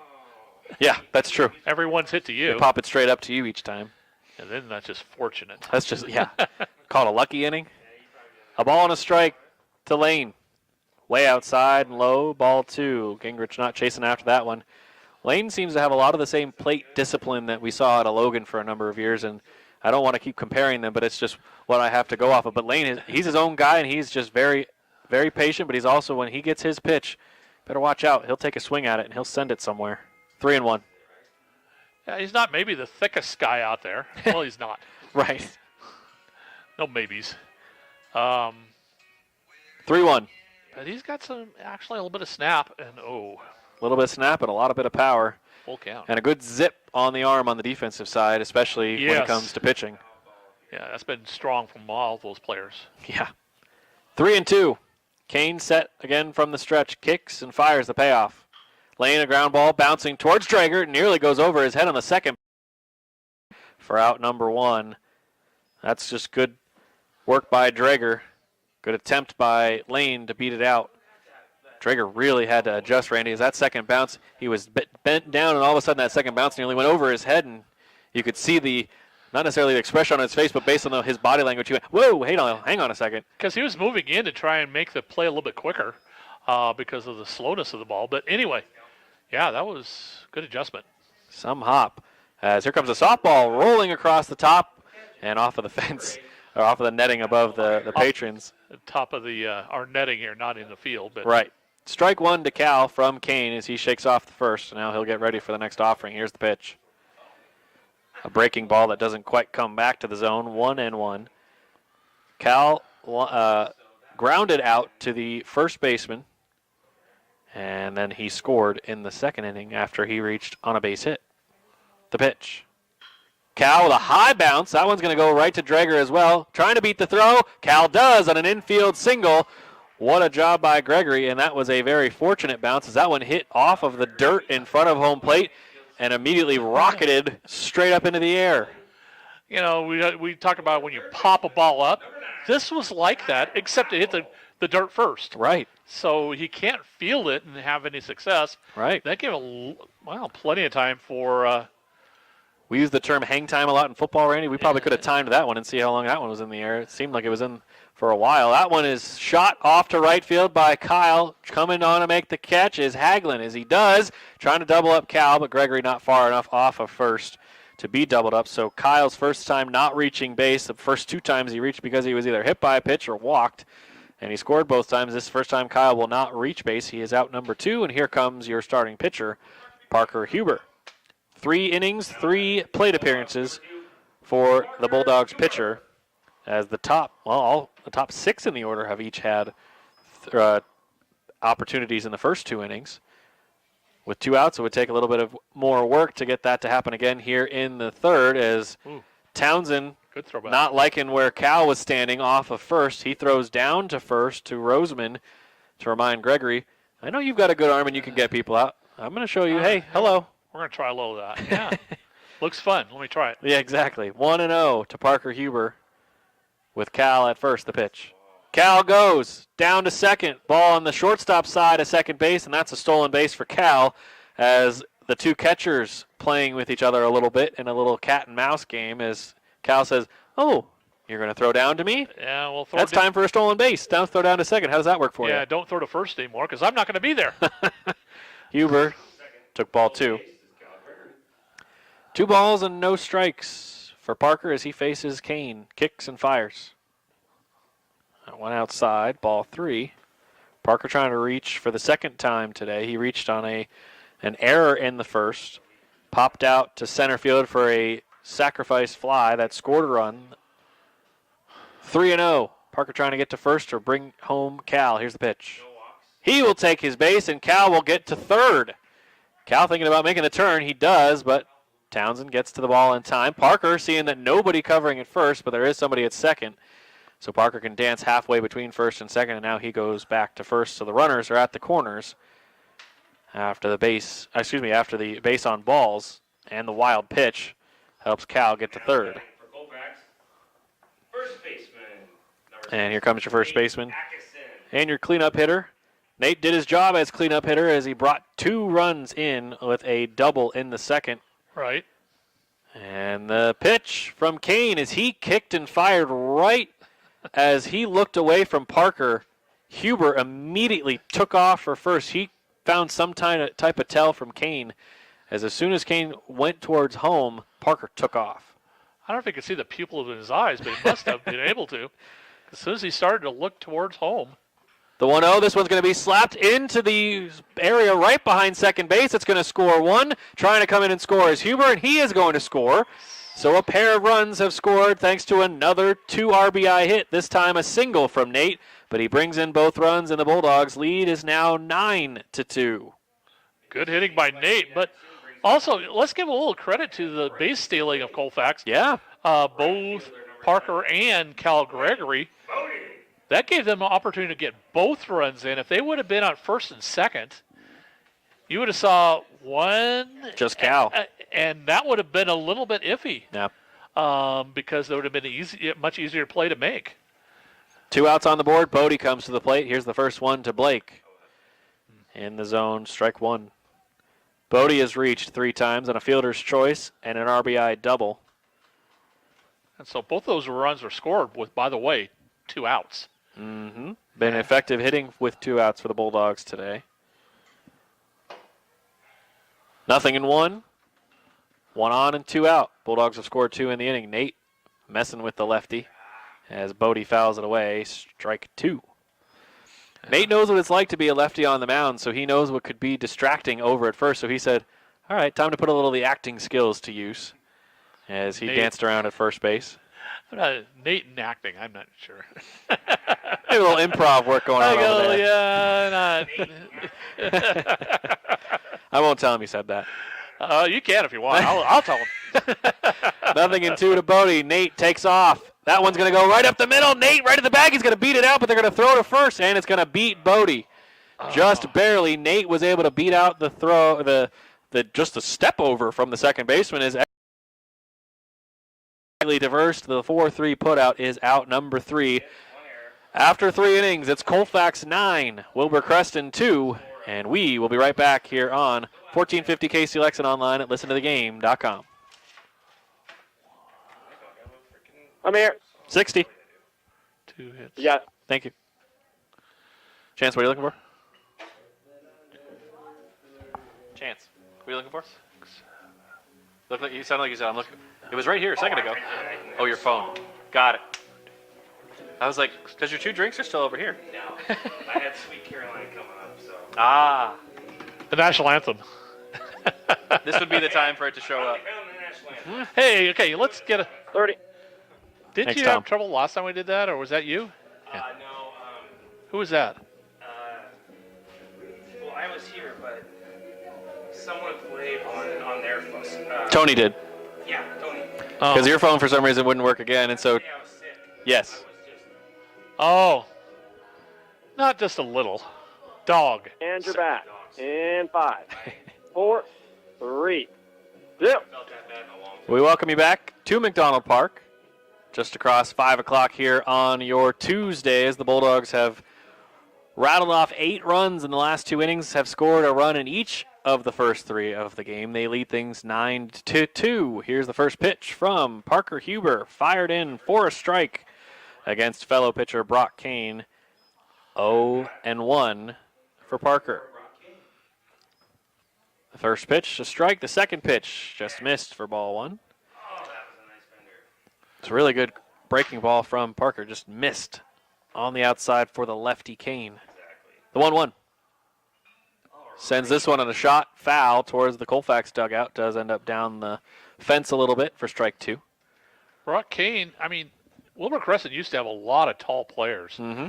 I think Kane's one of the taller players right now, and I don't think he's much over 6'1". The 1-2. Whoa. Outside from Parker. Ball 2. Parker's had back-to-back 1-2-3 innings after his walk, error, and catcher's interference inning. The 2-2. Down towards Kyle. Apple on the line. Gets it at third. Fires. Nate with the catch. Did he make the tag? He tried to lean back in to tag the first baseman. Parker doing a couple of knee bends. thinking that maybe Nate got him, but not giving it to him. And they gave him a hit on the board. That is the first hit of the game for Wilbur Creston, despite having 2 runs on the board. I thought that was going to be an error on Kyle. Well, I don't We've know. got a stoppage in play. As Kyle and Parker are going to play catch because they're going to give a courtesy runner for the pitcher. Or not. Just kidding. I'm not sure what's going on. Kane says, I'm going to stay on the bump. First, I'm going to stay on first. So did they not switch? Kane's still there. He's still there. They were going to have Alex Ruja run, but they changed their mind. The pitch. Inside, ball 1 to Kaysen Badeau. Kaysen nearly had a Sports Center level play out in center field before the ball popped out of his glove on a center field dive. Throw down to first. Nate tried to make the tag as Cal threw it from behind home, and that one bounces in. It's going to be strike 1 against Kaysen. 1-1. There's been 2 spectacular almost catches in the outfield. Whoa. Center fielder, and then also the right fielder, Hagelin, too. He had one that was pretty spectacular. Didn't think he was going to get there, but he ran it down, then it popped out of his glove as he hit the ground. 2 balls and a strike. Facing off. That one missed. Strike 2. Kaysen Badeau here. He reached on a catcher's interference. Didn't technically earn the RBI, but he did get a run in because of it. And that one, did it hit him? It doesn't. They didn't say yes. Kane's going to charge down to the second. He's going to get there. No throw from Cal. Kane was hustling the entire time. They say that the ball did not hit Badeau, so it is just ball 3. But it will be a full count after the wild pitch from Parker Huber. 3-2, and the pitch.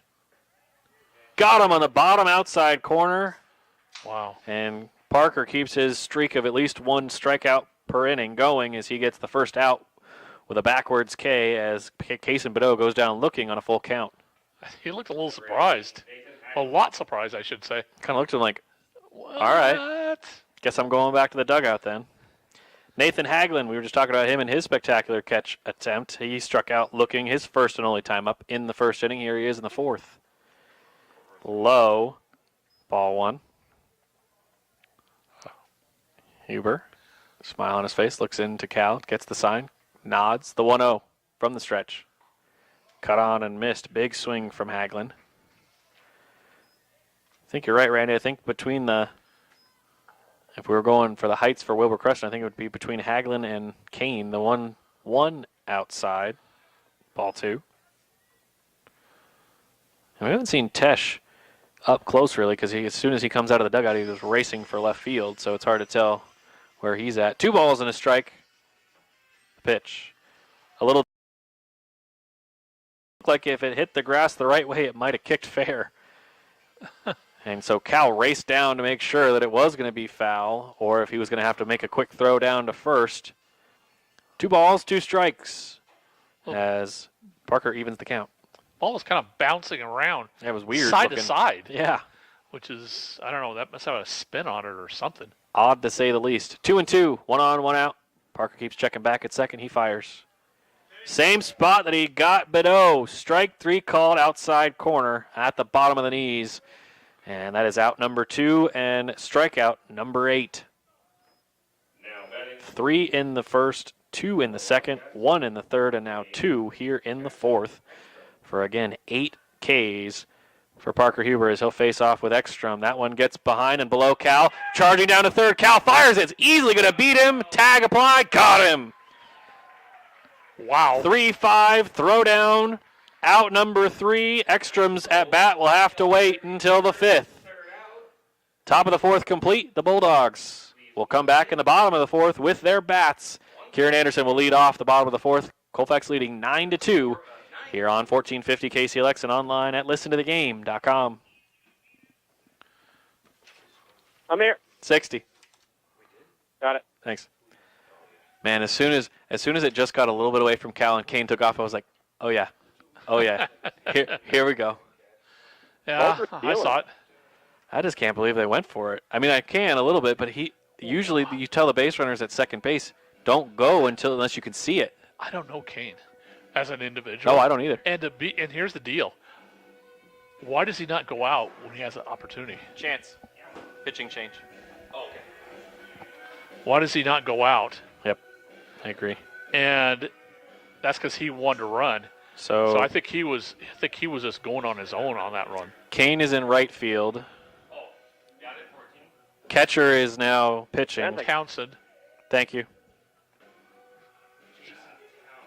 And then Jason Townsend. 10. And you're back in 5, 4, 3, 2.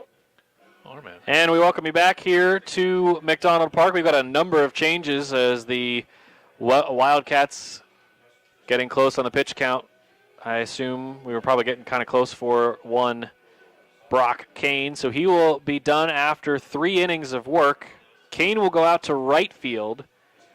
Into pitch is the catcher, Townsend. Behind home plate is now Garrett Badeau, the third baseman.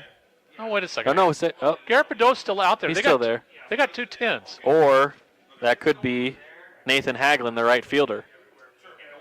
I think that's who that is. The numbers are the right shape. It is not Nathan Haglin out in right field anymore. No. I'm It's not saying Brock he's out in right field. Brock I'm saying Kane. Yeah, I'm saying he's come at in. the plate. Yeah, I'm just saying he's come in. That's what I was saying. That's Nathan. Yeah, That's what I was saying. yeah. Okay.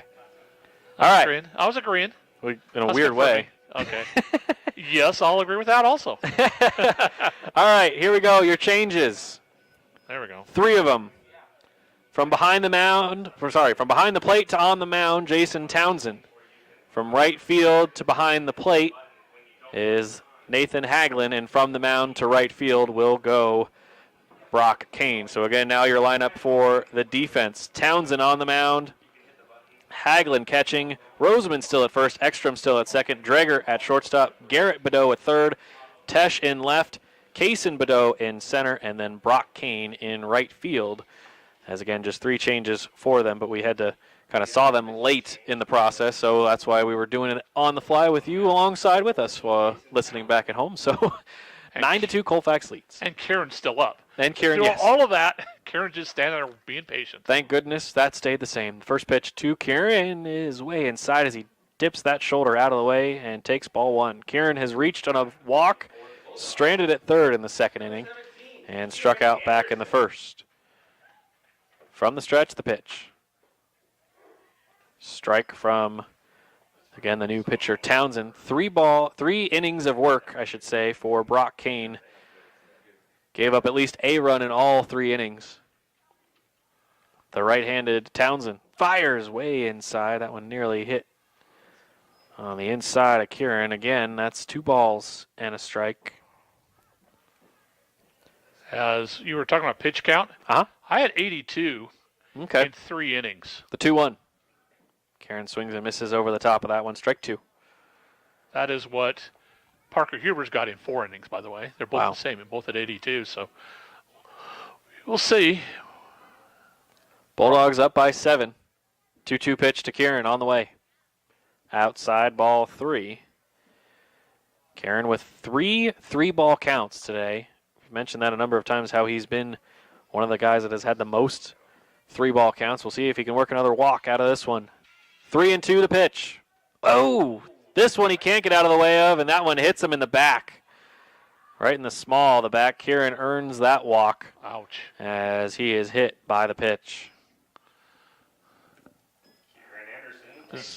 So it will be Kellen Becker, your left fielder, coming to the plate. Brings up number 14. So Kellen, Becker.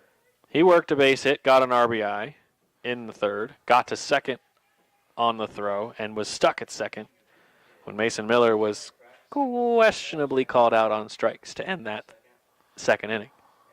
That pitch is in the zone against Kellen for strike 1. Kellen also popped out to the shortstop in his first at-bat of the second. Right. 1 ball and no strikes. Kieran on at first. The pitch on the way. Yikes. Inside again. Way inside, and Kellen pulled up the hands and went, "Hey." That's some pretty good flinching. Guys have gotten good at playing dodgeball against these baseballs. over the course of their careers and this season specifically. The 1-1 pitch from Townsend.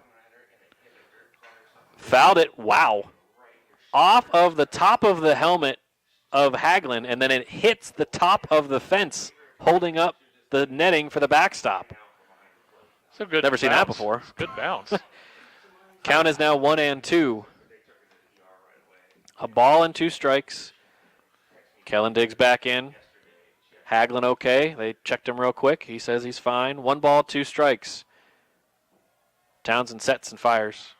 And down the left field line, it's fair. Becker's got it. It's rolling all the way to the wall. Cut off right before by the left fielder, and stopping at third is Kieran Anderson as he gets in.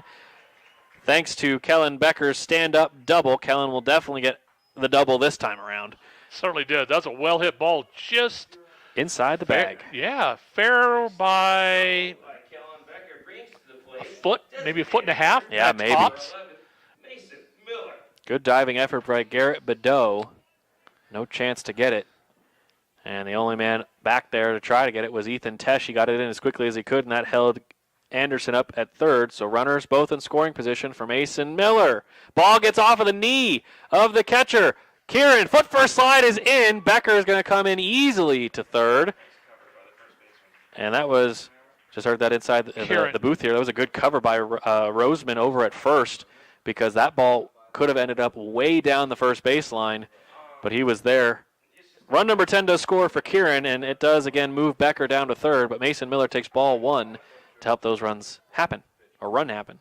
And he just backed out of the way and says, I'll just watch this fun.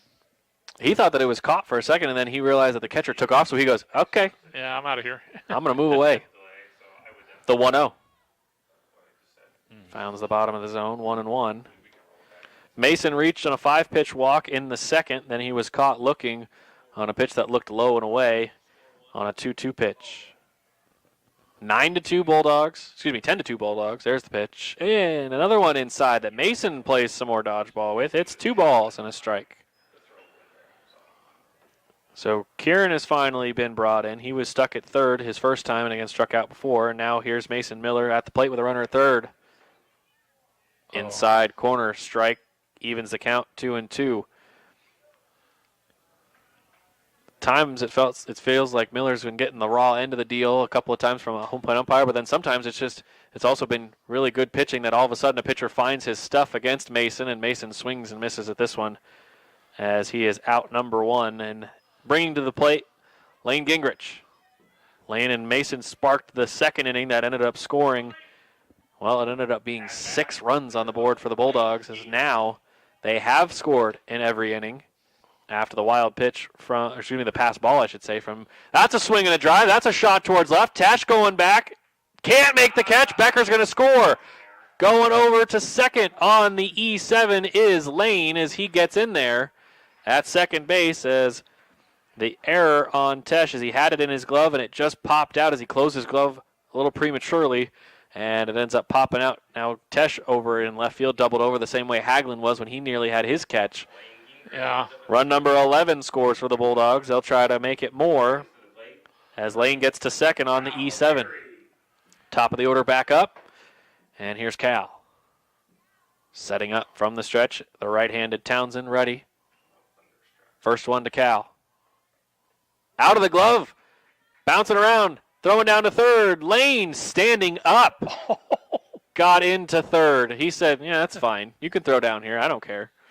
That wasn't a bad throw by Hagelin. No, it wasn't. He got it on pretty quick and surprised us a little bit. I thought Lane was going to have no trouble. And then he had a little more excitement down at third. I would say minor trouble. Yeah. Not no. The 1-0. Down the first base side. Dropped by the first baseman. Racing to first, and he's just going to be able to beat Cal. And he does. Just barely. They held him. Roseman nearly got it on the line out. He ends up with 2. Randy, he's got 2 unassisted plays to get Cal today. Of the 4 times he's been up. Yeah. That's 50%. Roseman's got something to say. I don't know what. Do they know each other? 2 outs.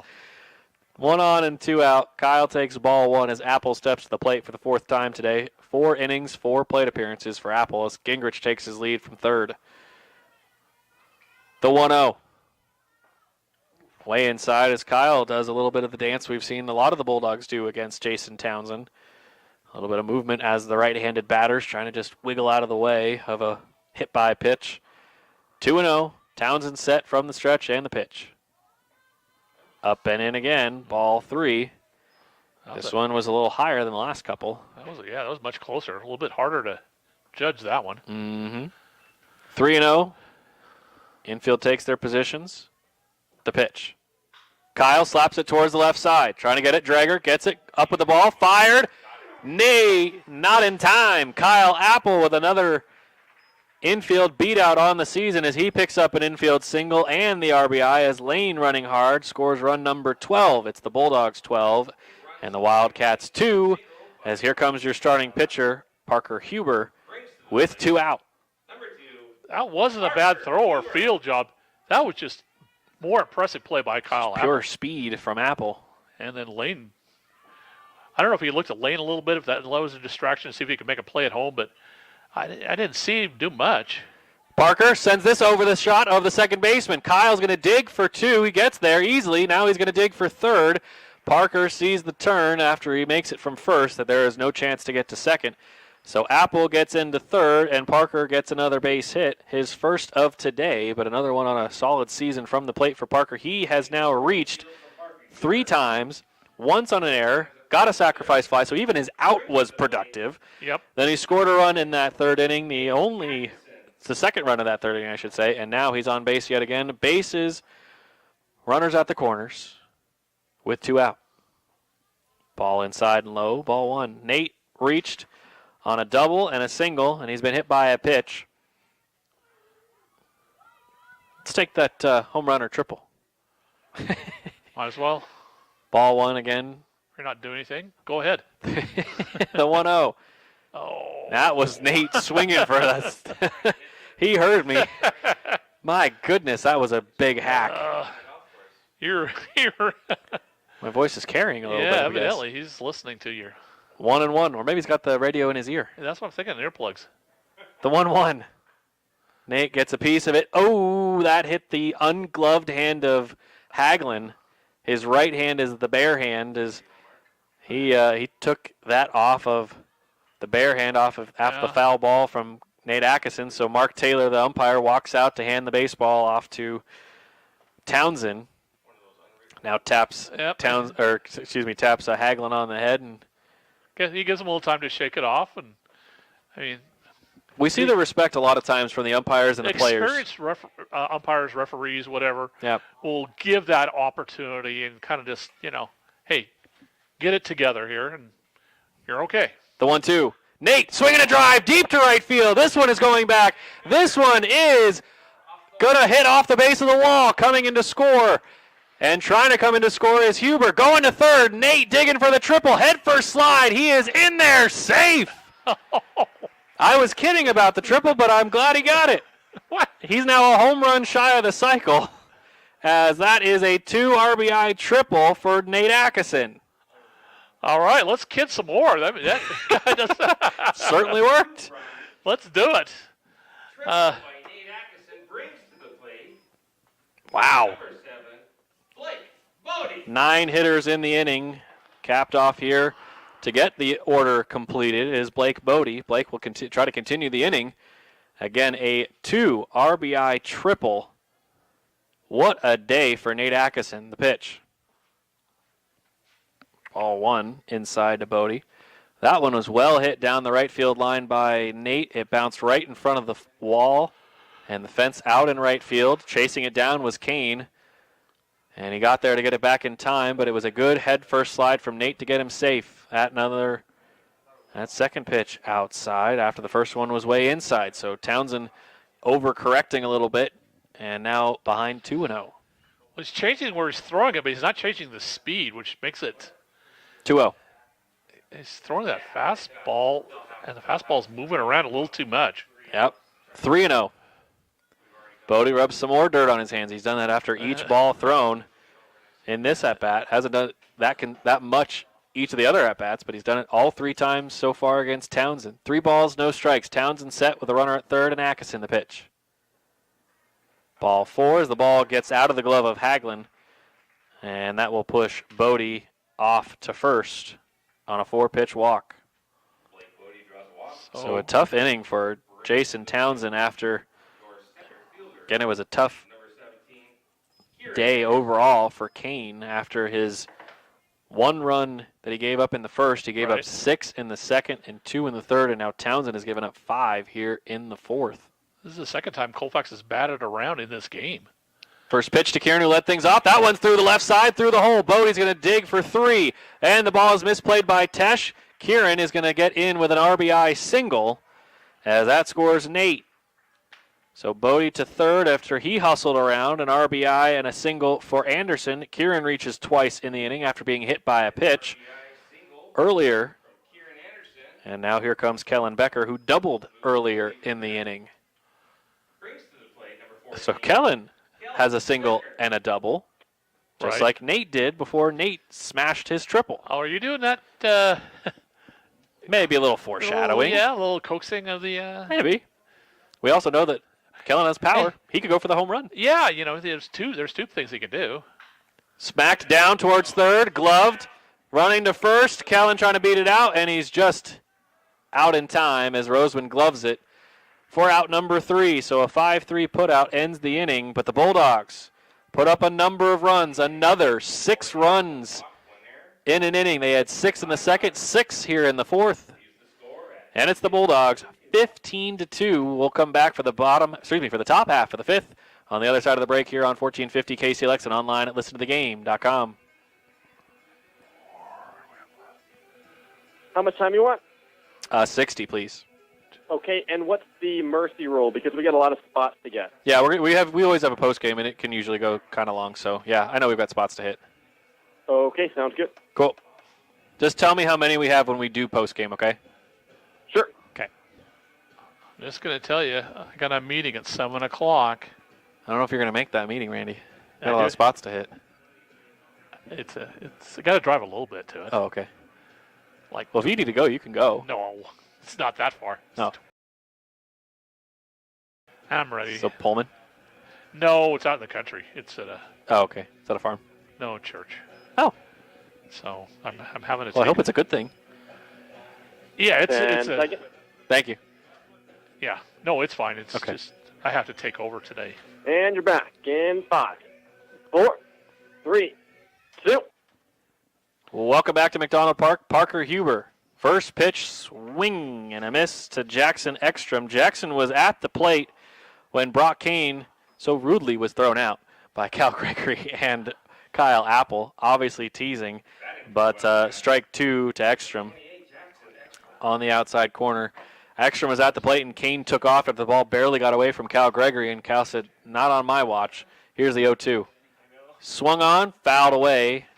Count stays 0-2. So three pitches so far in the inning for Parker. An 0-2 count, then a foul away on the third pitch. The 0-2 got him on the outside corner. 3 back-to-back-to-back strikeouts looking in almost the exact same location as Ekstrom goes down for the second time today on strikes. First one swinging, second one looking. Whew. That's not too bad, and he has done that to the bottom 2 in the order. I nearly got it on Kaysen Badeau before the catcher's interference was called. That pitch is way inside to the leadoff man, Garrett Badeau. 1 ball and no strikes. Parker has had at least 1 strikeout in all 5 innings. The 1-0 is inside and low for ball 2.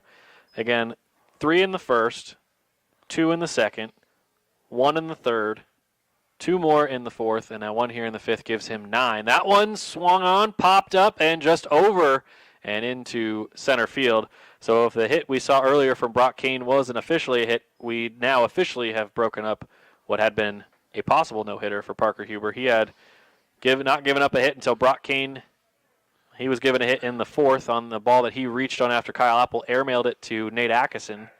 That one, though, a no-doubter. That's a single up the middle. Yeah, that really is. Kind of a little bit in the gap over second Shot baseman. into the air towards right. Bodie coming on. Blake with the grab. Going to fire to first. Nate ready for it as they were going to try to double up Badeau, but it does just go down as a harmless pop out to right field. That is out number 2 as Drager went at the first pitch and sent it straight to Bodie. To the plate comes the former catcher and now relief pitcher, Jason Townsend. Jason will try to keep the game going for the Wildcats. Colfax leading here by 13. Full score, 15-2. Runner at first is Garrett Badeau. Here's the pitch. Bounced in low. Cal ready to fire to first. If Garrett gives him a reason to, he does not. Instead fires it right back to Parker, ball 1. And I believe that's 92 pitches. Okay. So pay attention to that one. And Oh, Parker trying to get that strike called in the outside corner. Does not get it. 2-0. Townsend readjusts the gloves and the helmet. Bat twirled to his shoulder. 2-0 from the stretch. Right back at Parker. He caught it in the glove. That's the ball game. What a way to finish. A liner to the pitcher for out number 3, and Parker Huber can now take a breath after he basically just had a heart attack as the ball came screaming at him. Colfax 15-2. did you see his face? Yeah. He had to take a double look at his mitt going, He's like, I got it. I got it. that, and I don't think I got any teeth in my mitt. Last second breath of, okay. Whoa. Well, let's go celebrate that, I guess, guys. 15-2, the Bulldogs win here over Wilbur Creston. They'll play at Medical Lake next week. We've got a lot to get to, so we'll get to it next. Post game, it's the Bulldogs 15-2 winners as they move on to Districts Day 2 at Medical Lake next week. We'll be right back here on 1450 KCLX and online at listentothegame.com. Thank you all for coming. We have 13 spots to hit. Okay, 3 minutes, please. Sounds good. Thank you. All right. Hey, I can talk about this too. We have a lot of stuff we can get to, yeah. Track. Thank you, golf. Tom. All right, let's do this. 2, 4, Carson. 2. Bennett and all those guys that are golfing at Stone Ridge today, 1, 2. you know how they've done? Why not? Don't mind Randy. All right, you're not up here anymore. Okay. Everybody there? All 6 guys? Pretty sure, yeah. I don't know. Huh? Yes.